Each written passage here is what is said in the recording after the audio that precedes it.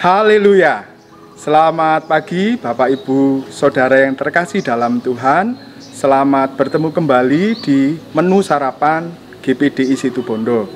Bersyukur kepada Tuhan Yesus, kita masih diberikan nafas kehidupan dan kesehatan sehingga kita bisa menikmati hari yang Tuhan beri. Mari kita mulai hari ini dengan memakan makanan yang sesungguhnya, firman Tuhan yang akan menjadi bekal untuk kehidupan kita hari ini dan hari-hari selanjutnya. Kita akan buka Alkitab kita masing-masing dari Yehezkiel 37 ayat 1 sampai 14. Yehezkiel 37 ayat 1 sampai 14, kebangkitan Israel. Lalu kekuasaan Tuhan meliputi aku dan ia membawa aku keluar dengan perantaraan rohnya dan menempatkan aku di tengah-tengah lembah, dan lembah ini penuh dengan tulang belulang. Ia membawa aku melihat tulang-tulang itu berkeliling-keliling dan sungguh amat banyak bertaburan di lembah itu. Lihat, tulang-tulang itu amat kering. Lalu ia berfirman kepadaku, "Hai anak manusia, dapatkah tulang-tulang ini dihidupkan kembali?" Aku menjawab, "Ya Tuhan Allah, Engkaulah yang mengetahui." Lalu firman-Nya kepadaku, "Bernubuatlah mengenai tulang-tulang ini dan katakanlah kepadanya, hai tulang-tulang yang kering, dengarlah firman Tuhan. Beginilah firman Tuhan Allah kepada tulang-tulang ini, aku memberi nafas hidup di dalammu supaya kamu hidup kembali. Aku akan memberi urat-urat padamu dan menumbuhkan daging padamu. Aku akan menutupi kamu dengan kulit dan memberikan kamu nafas hidup, supaya kamu hidup kembali, dan kamu akan mengetahui bahwa akulah Tuhan." Lalu aku bernubuat seperti yang diperintahkan kepadaku, dan segera sesudah aku bernubuat, kedengaranlah suara, sungguh, suatu suara berderak-derak, dan tulang-tulang itu bertemu satu sama lain, sedang aku mengamatinya. Lihat, urat ada dan daging tumbuh padanya. Kemudian kulit menutupinya, tetapi mereka belum bernafas. Maka firman-Nya kepadaku, "Bernubuatlah kepada nafas hidup itu. Bernubuatlah, hai anak manusia, dan katakanlah kepada nafas hidup itu, beginilah firman Tuhan Allah. Hai nafas hidup, datanglah dari keempat penjuru angin dan berembuslah ke dalam orang-orang yang terbunuh itu, supaya mereka hidup kembali." Lalu aku bernubuat seperti yang diperintahkannya kepadaku, dan nafas hidup itu masuk di dalam mereka, sehingga mereka hidup kembali. Mereka menjejakkan kakinya, suatu tentara yang sangat besar. Firman-Nya kepadaku, "Hai anak manusia, tulang-tulang ini adalah seluruh kaum Israel. Sungguh mereka sendiri mengatakan, tulang-tulang kami sudah menjadi kering, dan pengharapan kami sudah lenyap. Kami sudah hilang. Oleh sebab itu bernubuatlah dan katakan kepada mereka, beginilah firman Tuhan Allah. Sungguh aku membuka kubur-kuburmu dan membangkitkan kamu, hai umatku, dari dalamnya, dan aku akan membawa kamu ke tanah Israel. Dan kamu akan mengetahui bahwa akulah Tuhan, pada saat aku membuka kubur-kuburmu dan membangkitkan kamu, hai umatku, dan dari dalamnya. Aku akan memberikan rohku ke dalammu, sehingga kamu hidup kembali, dan aku akan membiarkan kamu tinggal di tanahmu, dan kamu akan mengetahui bahwa aku Tuhan yang mengatakannya dan membuatnya." Demikianlah firman Tuhan. Bapak Ibu yang terkasih dalam Tuhan, ini satu perikop yang panjang. Ini judulnya adalah kebangkitan Israel. Kalau kita mau baca Yehezkiel secara utuh, maka kita akan tahu bahwa latar belakang di sini adalah tentang bangsa Israel waktu itu ada di pembuangan, yaitu di tanah Babel.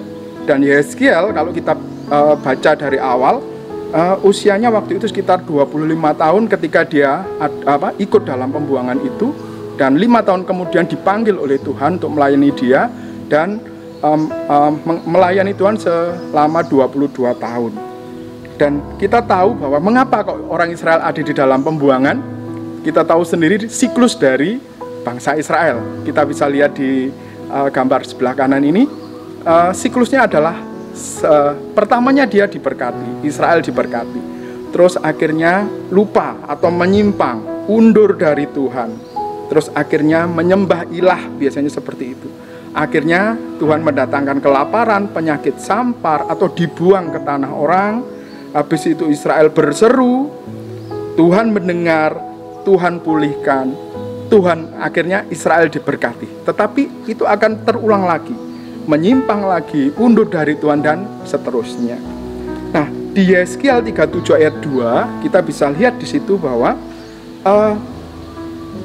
ia membawa aku melihat tulang-tulang itu berkeliling-keliling, dan sungguh amat banyak bertaburan di lembah itu.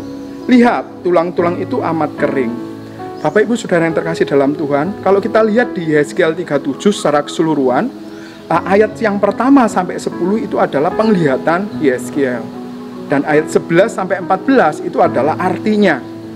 Nah, hari ini kita akan belajar tentang tulang-tulang yang kering. Bapak Ibu yang terkasih, kalau kita lihat dari bahasa aslinya, dari bahasa Ibrani, kering, tulang kering itu artinya yang pertama bisa berarti kebingungan. Karena kita tahu bahwa orang Israel diberikan sebuah janji yang luar biasa akan masuk ke dalam tanah Kanaan. Tetapi mereka diuji dulu di padang gurun dan sambil mempersiapkan. Karena kita tahu bahwa tanah Kanaan itu tidak kosong, tapi ada penghuninya dan harus direbut. Makanya bangsa Israel harus berlatih dulu, terutama berperang untuk memenangkan tanah Kanaan itu. Terkadang di dalam kehidupan kita juga sama. Mungkin kita sudah komitmen kepada Tuhan, ada satu janji yang sudah Tuhan berikan, tetapi ada satu tantangan yang kadang-kadang membuat kita bingung. Janji Tuhan itu benar-benar ada atau enggak? Janji Tuhan itu betul-betul akan diberikan kepada kita atau enggak? Itu yang pertama. Kering di dalam bahasa Ibrani juga bisa diartikan tentang kekecewaan. Ada satu kekeringan rohani yang terkadang kita bisa alami. Kalau kita lihat bahwa kekeringan rohani, kekecewaan itu terkadang bisa membuat harapan kita itu menjadi hilang. Kalau kita lihat di cerita di Yohanes 5 ayat 6 sampai 7 tentang Bethesda, di kolam Bethesda banyak orang yang sakit. Dan ketika itu Tuhan Yesus datang di situ, ada orang yang sudah sakit lama 38 tahun dan kemudian ditawari mau sembuh atau enggak. Tapi dalam bahasa sehari-hari kan bilang, nah kalau nanti kolam itu bergoncang terus enggak ada yang nulung saya kan berarti saya enggak sembuh. Ada satu harapan yang sudah hilang karena sudah sekian lama sakit dan tidak ada yang menolong, sehingga harapan itu menjadi hilang, meskipun akhirnya Tuhan Yesus menyembuhkan. Tapi kita lihat kalau dari Matius 20 ayat 32 sampai 33, cerita tentang dua orang buta. Terus ketika Yesus lewat dan dia berseru, Yesus anak Daud, tolong aku, jadi seperti itu. Dan ketika orang buta itu dihambat supaya tidak berteriak, tapi mereka teriak lebih kencang lagi. Ada satu harapan, ada satu pengharapan di dalam Tuhan Yesus, dan dia percaya. Dan akhirnya Yesus bertanya kepada orang buta itu, apa yang aku mau perbuat untuk kamu? Dan dia merespon dengan cepat, aku ingin melihat. Jadi seperti itu. Ada dua perbedaan di sini antara pengharapan di orang yang sakit di kolam Bethesda dan dua orang buta itu. Satunya meresponi dengan cepat dan satunya harapannya hilang. Jadi seperti itu Bapak Ibu. Nah, ada dua cara bagaimana kita bisa mengatasi tulang-tulang yang kering ini. Kalau kita lihat dari Yeskiel 37 ayat 11 sampai 14, memang tulang kering itu diartikan sebagai keadaan orang Israel waktu itu. Jadi mereka putus asa, kecewa, bingung, tidak ada harapan. Rasanya harapan itu nggak ada lagi. Apalagi mereka ada di dalam pembuangan, di negeri pembuangan. Tetapi kita bisa lihat dari 2 Yeskiel 37 ayat 4, kita bisa tahu cara untuk mengatasi tulang yang kering ini, keadaan yang kebingungan, kekecewaan. Itu yang pertama adalah bernubuatlah. Ucapkan firman Tuhan. Kuasa perkataan itu harus kita pegang, kata-kata iman. Memang yang ada di dalam Alkitab itu adalah logos, firman yang tertulis. Tetapi logos itu kalau sudah berbicara pada hati kita, itu akan menjadi rema. Dan itu yang akan menolong kita untuk mengatasi masa-masa yang sulit. Dan yang kedua di Yesaya 37 ayat 9, bernubuatlah kepada nafas hidup. Nafas hidup, rohnya Tuhan. Artinya di sini adalah bahwa kita harus bergaul akrab dengan Roh Kudus, supaya ketika di dalam masa kering itu maka kita akan mendapatkan sebuah tuntunan, sebuah kelegaan. Roh Kudus tidak akan pernah salah di dalam menuntun kita. Bapak Ibu Saudara yang terkasih dalam Tuhan, firman Tuhan ini berlaku di dalam kehidupan saya ketika hari ini rekaman dilaksanakan tanggal 4 Juli 2020. 15 Juni 2020 kemarin ada sebuah berita bahwa bapak saya harus dioperasi jantungnya karena menderita jantung koroner, ada sebuah penyumbatan. Nah, tetapi di saat yang sama ibu saya juga harus dioperasi tangannya. Jadi ada sebuah kebingungan. Ya, ibu saya waktu itu berdoa, ayo ya semoga saya bisa pulang. Maksud saya sendiri bisa pulang, dan itu menjadi harapan yang luar biasa. Dan akhirnya saya nggak tahu bagaimana saya merasa harus pulang, dan akhirnya saya pulang. Dan ketika saya pulang, yang saya dengar dari ibu saya yang pertama kali adalah puji Tuhan, karena hari yang sama saya harus mengantar bapak saya ke sebuah rumah sakit swasta di timur kota Malang, dan adik saya yang ketiga harus mengantar ibu saya di rumah sakit yang lain di jam yang sama, di hari yang sama, tapi jaraknya jauh. Bapak Ibu, apa yang menjadi pengharapan Bapak Ibu? Apa yang menjadi tulang kering di dalam Bapak Ibu? Apa yang menjadi kekecewaan, kebingungan, tantangan di dalam kehidupan Bapak Ibu? Di Yeskiel ini kita belajar, ayo kita cintai firman Tuhan. Logos yang tertulis di dalam Alkitab, ayo kita perkata, bernubuat. Kita katakan firman Tuhan dalam kehidupan sehari-hari, dan itu menjadi kepercayaan kita. Yang kedua, jangan lupa bergantung kepada Roh Kudus.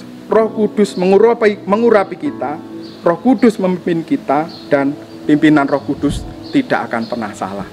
Bapak Ibu, demikian hal yang bisa saya bagi untuk hari ini.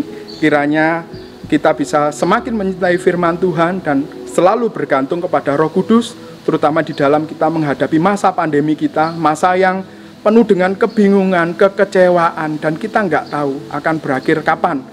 Tapi yang kita tahu bahwa Tuhan Yesus itu selalu ada di dalam kehidupan kita, yang selalu menyertai kita. Tuhan Yesus memberkati.